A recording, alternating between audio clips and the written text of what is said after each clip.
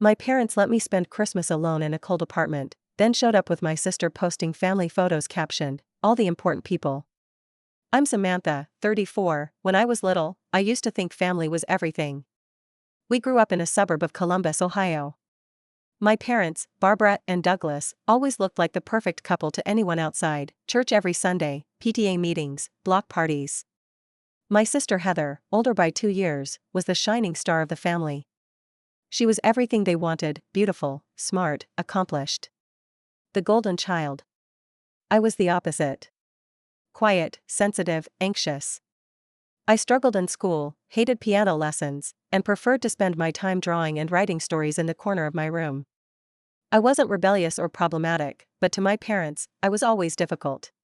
When Heather brought home A's, they threw her ice cream parties. When I brought home B's, they sighed and asked why I wasn't more like her. As we grew older, that gap widened. Heather went to Northwestern on scholarship.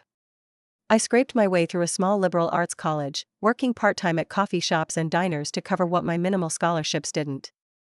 My parents helped Heather with rent in Chicago after graduation, paid for her car, and visited her regularly. Me? I stayed in Pittsburgh after college. Got into freelance graphic design. Struggled, hustled, and made things work. My parents rarely visited. Calls were brief. Holidays were usually my only chance to see them, and even then, it always felt like I was a guest tagging along at Heather's center stage life. But I kept trying. I thought if I just worked harder, if I stayed polite and kept showing up, maybe they'd start seeing me the way they saw her. Maybe I'd finally be important. Last year was when everything finally snapped. A few weeks before Christmas, I called my mom to tell her I wouldn't be able to make it home. Work had been brutal. One of my biggest clients ghosted on paying a huge invoice. I was behind on rent. My heater barely worked. Money was tighter than it had ever been. Her response was cold and clipped. "Well, that's unfortunate, Sam. You should plan better next year." That was it. No offer to help. No concern for how I'd spend the holiday. Just disappointment, like I'd inconvenienced them by being broke. Still, I tried to stay cheerful. I decorated my little apartment with some cheap lights from Dollar Tree. Put up a tiny fake tree I'd used for years. Made sugar cookies from a box mix. I even splurged on a bottle of cheap wine. I was determined not to wallow. Christmas Eve came, and the weather turned vicious. A massive snowstorm blanketed the city. The wind howled outside like it was trying to tear my windows out of their frames. My ancient radiator clanked and hissed but couldn't keep the cold out entirely. I wrapped myself in 3 layers of blankets, lit some candles, and watched It's a Wonderful Life by myself. At around 9 p.m., I texted my parents, "Merry Christmas Eve. Stay warm. Love you." No reply. I told myself maybe they went to bed early. Maybe the storm knocked out power. Maybe. The next morning, I made coffee and opened the one present I'd bought myself, a nice watercolor set I'd been eyeing online for months. I posted a small, cheerful photo of my tiny Christmas on Instagram, hoping to feel a little less alone. Then I scrolled down and saw it. Heather had posted a photo. She, my parents, and her fiancé Mitchell, all standing in front of a huge Christmas tree in her gorgeous downtown Chicago condo. Smiling. Laughing. Dressed to the nines. The caption? "So blessed to be with all the important people this Christmas." Red heart. I froze. All. It's important. People. They hadn't even told me they were going to Chicago. No invite. No mention. Just deleted me from the family entirely. I stared at that photo for what felt like hours. I wasn't even angry at first. Just numb. Hollow. Like someone had punched a hole straight through me. I didn't cry. I didn't scream. I just sat there. Quiet. It wasn't like this was the first time they had favored Heather. But this was different. This wasn't favoritism. This was abandonment. Erasure. I didn't hear from them at all that day. No call. No Merry Christmas. Nothing. The days that followed were a blur. I went through the motions, trying to focus on work. But something inside me had shifted. 2 weeks later, they finally called me. Casual as ever. Barbara's voice was bright, almost fake. "Oh, hi, sweetie. How was your Christmas?" I answered flatly. "Cold." "Oh? You should really have someone come fix your heater." I let that sit for a beat before I said, "Yeah. That would have been nice." She either didn't catch the tone or chose to ignore it. Anyway, Heather's dinner party was so lovely. The decorations were just beautiful this year.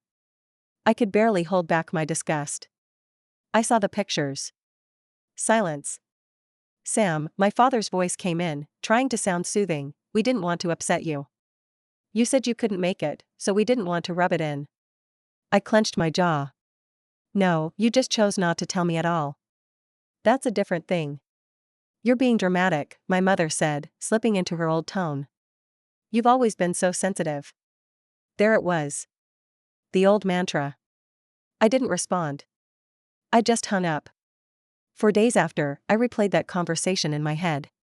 I kept waiting for them to call back, to apologize, to explain something. But nothing came. Instead, Heather posted more photos over the next few months. Bridal showers. Engagement parties. Dress fittings. My parents beaming proudly at everyone. My name was never mentioned. The final slap came that October, when Heather's wedding invitations went out, and I never received one. Not even a courtesy invite. I watched from social media like some distant stranger as my entire family celebrated her big day without me. The photos were stunning. The venue was a historic mansion outside Chicago, all draped in gold and white florals. My parents looked like royalty standing beside her. That night, for the first time in months, I let myself cry. Not because they didn't want me there, but because I finally accepted that I had spent my entire life begging for scraps from people who didn't love me enough to even pretend. But something else sparked inside me that night too. A quiet kind of revenge. Not screaming. Not dramatic. Just walking away. After Heather's wedding, I stopped trying. No more texts. No more polite holiday cards. No more liking their posts or trying to engage in meaningless small talk. I let the silence grow between us like thick, choking vines. They didn't seem to notice. Or maybe they did and simply didn't care. The strange thing was, life slowly got better without them. Without the constant hope for their approval weighing on my chest, I had room to breathe. My freelance business picked up. I landed a few solid clients who not only paid on time but appreciated my work. I saved enough to move out of my freezing, crumbling apartment into a newer place across town. Still small, but clean. Warm. Mine. For the first time in years, I painted for fun again. I even started selling a few prints online. My work slowly gathered a little following, nothing big, but steady. Consistent. Still, the ache never fully went away. Every now and then I'd catch myself looking at old photos. Family vacations when Heather and I were little. Birthday parties where we both smiled, even though I knew now how often I was pretending. Hiding how much it hurts to always be second place. What gnawed at me wasn't just the favoritism. It was how invisible I'd always been to them. How effortlessly they had excluded me from every moment that should have mattered. Christmas, holidays, Heather's engagement, her wedding. All swept forward like I didn't exist. But I never confronted them again. I didn't need to. I had something better, distance. Thanksgiving came that year. I made plans with a few friends from my apartment building, other people who didn't have family close by. We cooked together, drank too much wine, and laughed until midnight. It was one of the warmest, most genuine holidays I'd had in years. The day after, my mother called. The first call since our argument nearly 10 months before. I stared at the screen, debating whether to answer. Finally, I swiped. "Hi, Mom." Her voice was overly bright. "Oh, honey. How have you been?" "Fine," I answered flatly. "We missed you yesterday," she said, her voice dripping with sugar. I didn't bother playing along. I had plans. "Oh? With who?" I paused. People who actually wanted me there. That wiped the fake warmth out of her voice. "Samantha, there's no need for that tone." "I think there is," I said. My voice was steady. Calm. "I think after everything, I've earned the right not to pretend anymore." There was a long silence. Well, she finally said, stiff now, your father and I were hoping you'd consider coming for Christmas this year. Heather and Mitchell will be in town. We can have a nice family gathering, like old times.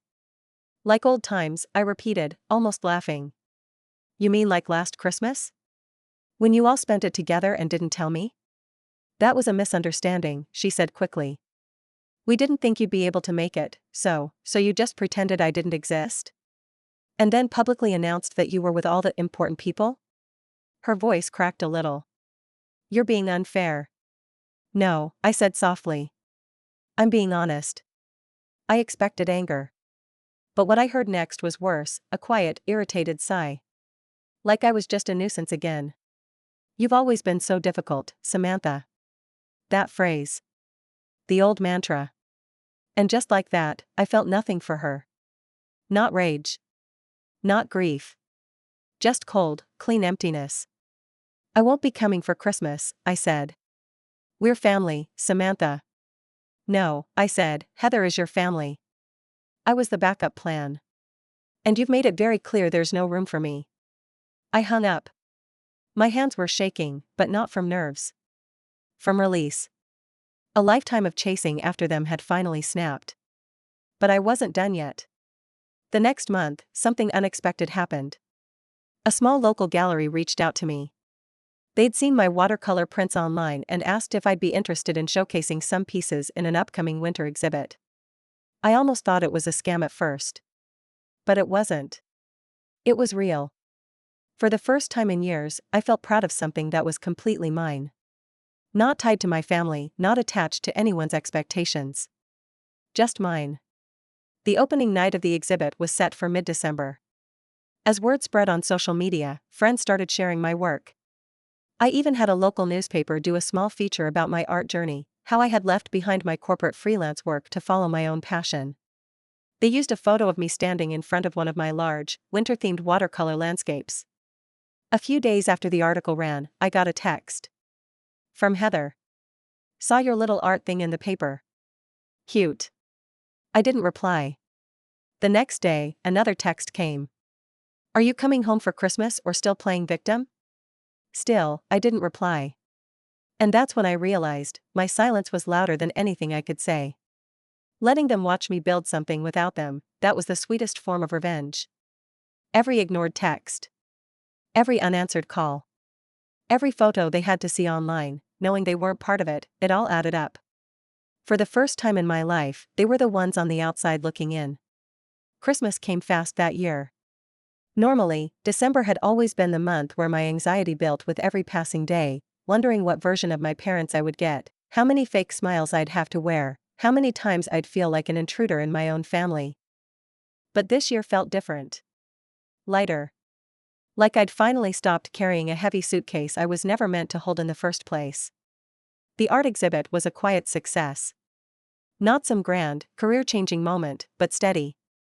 The gallery sold 3 of my pieces in the first week. People I didn't even know approached me at the exhibit, complimenting my work, asking about commissions. For the first time in years, I felt seen, by people who didn't owe me anything. And, I knew, thanks to my hometown connections and Facebook circles, that my parents had heard about it too. One of my old high school friends had posted a photo from opening night, so proud of Samantha, following her dreams and thriving. I didn't tag my parents. Didn't send them an invite. I didn't need to. The grapevine would take care of that. The silence from them afterward was deafening. But Heather? She couldn't help herself. 2 days before Christmas, I received a package at my apartment. No return address. Just my name, printed neatly on the label. I carried it inside carefully, my stomach already twisting. I wasn't sure what I expected, an olive branch? An attack? Some passive-aggressive gesture? Inside was a framed photo. The same family photo from last Christmas. The one from Heather's Instagram. My parents. Heather. Mitchell. The towering Christmas tree behind them. All 4 of them smiling, arms around each other. Taped to the glass was a handwritten note in Heather's sharp, perfectly looped handwriting. Thought you might like a copy since you missed it. Love, Heather. I sat on my couch, staring at it for a long time. My hands didn't shake this time. My heart didn't even pound. This was who they were. Petty. Cruel in that quiet, smiling way that looks like kindness from a distance. Heather had always been a master at it, the sweet knife. I stood up, walked into my kitchen, and calmly dropped the entire frame into the trash can. Glass cracked satisfyingly. I didn't even flinch. I didn't take a picture of it to send back to her. I didn't respond at all. Instead, I made a cup of tea, sat at my little dining table, and started sketching. That was my real revenge. I was done playing their game. Christmas Day arrived like a normal Sunday for me. The snow outside Pittsburgh was light, peaceful, none of the brutal storms from the year before. My new apartment was warm, filled with soft lights and the gentle scent of the candles I'd lit. A few of my friends came by later in the evening for dinner. We cooked, exchanged simple little gifts, and laughed over board games. It wasn't elaborate or picture perfect, but it was genuine. Honest. Easy. Halfway through dinner, my phone buzzed. A group text. It was from my parents. Merry Christmas from all of us. Hope you're having a wonderful day, sweetheart. Attached was another photo. Heather again. My parents again. Mitchell again. Same condo. Same smiles. Only this time, a new caption across the photo, all the important people, once again together. The same phrase. Once again, I didn't reply. My friends noticed the brief flicker of emotion on my face but didn't ask. I shook it off and returned to my plate of roasted chicken and sweet potatoes. By now, they were expecting me to react. To call. To send a bitter text. To protest. To demand an explanation. That was the power they'd always held over me, knowing that every little slight landed deeply because I still craved some part of their approval. But not this time. This time, I let them scream into the void of their own echo chamber. The next day, something else happened. An email arrived in my inbox. From the director of the small gallery that had hosted my show. Hi Samantha, just a quick note, one of our regular patrons saw your winter series and was really impressed. She's interested in discussing a private commission if you're open to it. Let me know if you'd be available for a coffee meeting next week. I reread it twice, my heart swelling. A private commission. Me. Not Heather. Not them. Me. This was the moment when I realized my revenge wasn't just silence, it was thriving. Without them. Completely outside their world. But the universe wasn't quite done stirring the pot. A week after New Year's, my father called me directly. Not a text. Not an email. A full-blown phone call, which was unusual enough to make me hesitate before answering. When I picked up, his voice was warm, too warm. Samantha. There you are. I stayed silent, waiting. We were just talking about you the other night, he continued. Saw your little art show online. Very impressive, honey. The way he said little made my stomach twist. Thanks, I replied, short and flat. We were actually wondering if you'd be willing to send us one of your paintings. Your mother thinks it would look lovely in the dining room. I blinked, genuinely stunned. They wanted to hang one of my paintings in the dining room. The same dining room where I'd sat through decades of backhanded compliments, comparison games, and invisible treatment. It was almost funny. Why? I asked, genuinely curious. My father laughed awkwardly. Well, families should support each other, right? And you've really been making something of yourself lately. It would be nice to display that. I felt the old familiar bitterness rise, but I pushed it back down. This wasn't about them wanting to support me. This was about appearances. They wanted to display my work now that it was safe. Now that it could reflect well on them. Now they could point to it and say, look how well our daughter is doing, while conveniently erasing everything they'd done to crush me for years. I smiled into the phone. They couldn't see it, but they could hear it in my voice. I'm flattered you want my work, I said. But no. My art isn't for people who only see me when it benefits them. A beat of stunned silence. Then his voice tightened. Samantha, don't be unreasonable. I'm not being unreasonable, I said softly. I'm setting a boundary. You taught me how to do that. And I hung up. After that call with my father, the silence returned. A different kind of silence this time. For the first time in my life, I could feel that they were now unsettled. I could sense their discomfort in the spaces where my old obedience used to live. My absence was louder than any argument I could have thrown at them. For the next few months, there was nothing. No calls. No texts. Not even from Heather. I poured everything into my work. The woman who had reached out through the gallery turned out to be a small business owner who wanted custom paintings for the lobby of a boutique hotel she was opening. She paid me well. Word spread. A few more commissions followed. Nothing huge, but enough to build something steady, something real. That spring, I officially registered my own business. My tiny art studio. Me. No one else's name attached. By summer, the local newspaper did a feature on my growing business. Then a regional magazine picked it up. Then a few interior designers started following my work online. It was small, but real momentum. And every bit of it was public. I didn't block my parents or Heather from seeing any of it. I wanted them to see it. And they did. In late summer, my mother called again. She never used to call this much. "Samantha," she said, like we were old friends. I stayed polite but distant. "We were thinking," she continued, "it's been too long since the whole family's been together. Heather and Mitchell just bought a lake house up near Geneva on the lake. We're planning a big Labor Day weekend. You should come." The way she said it made it clear that Heather was still hosting everything. I would just be the guest once again, sitting at their carefully curated table. The afterthought. I smiled into the phone. "That's kind of you," I said sweetly. "But I'm actually quite busy that weekend." "Busy?" she repeated, confused. "Yes," I said lightly. "There's a large art event in the city. I was invited to speak on a panel about starting an independent creative business. I'll be presenting my work." "Oh," she said flatly. "Well. That's nice." I could almost feel her swallowing the fact that, for once, my life was more interesting than Heather's brunches and photo ops. I let the silence hang. After a beat, my mother added, "Well, we were hoping you might be able to bring some of your paintings. Everyone's so curious to see them." There it was again. They didn't want me there. They wanted my success there. For show. To fold it into Heather's world and their curated image of family perfection. I spoke gently. Calm. But this time, I sharpened the edge just a bit. "I'm flattered. But no. My work isn't something to be displayed for people who never supported it." Her voice tensed.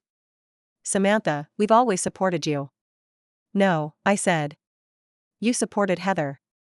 You tolerated me." "That's not true." "It is true. And you don't get to rewrite it now just because my work has value to you." And then I delivered the real blow. "You see, Mom, I've finally accepted that I was never important to you. But here's the difference, I no longer need to be." For once, she didn't have a reply. I ended the call before she could recover. The real revenge came a few months later. It wasn't something I planned. It unfolded naturally. That winter, I was invited to showcase my work at a much larger art fair in Chicago. Chicago. Heather's city. The event was well publicized. My name was listed on the official site, and local media promoted it. Friends shared it online. Some old classmates from college even messaged me, congratulating me on how far I'd come. I knew the odds were good that Heather or my parents would see it. And sure enough, about 2 weeks before the event, my father called again. This time, his tone was carefully casual. "Hey, kiddo," he began. "We saw you're going to be in Chicago for that art thing. Pretty exciting, huh?" "Very," I said neutrally. "Well," he chuckled lightly, "your mother and I were talking, and Heather thought maybe we could all meet up while you're here. You know, have a nice dinner, show our support." There it was. I paused, letting it hang. "No, thank you," I said calmly. There was a long silence on his end. The kind of silence that only happens when people suddenly realize they don't have control anymore. "You don't want to have dinner with your family?" he finally asked. "You're not my family," I said softly but firmly. "Family shows up when it matters. Family doesn't forget you exist. Family doesn't treat you like an accessory for show. Samantha, come on. Let's not make a scene." "I'm not making a scene, Dad." I'm making a choice. That silence again. That uncomfortable, painful silence they weren't used to. And then, for good measure, I delivered my final blow. I want you to remember something. The next time you take a family photo with Heather and caption it all the important people, you won't be lying anymore. He exhaled sharply. That's really unfair, no, Dad. What's unfair is that it took me 34 years to stop caring what you think. And I hung up. The Chicago Art Fair went beautifully. My booth was busy all weekend. Several galleries expressed interest in my work. I met artists and collectors who respected me. Not for being Heather's sister. Not for being Douglas and Barbara's daughter. Just for being Samantha, the artist. I never saw my parents or Heather there. I knew they were nearby, I could feel their presence like a storm brewing in the distance. But they never showed their faces. Instead, they watched from afar. Quiet. Powerless. And I knew they were finally beginning to realize they lost me. Not because I was cruel. Not because I exploded in rage. But because I walked away, calmly, deliberately, and permanently. And that was my revenge.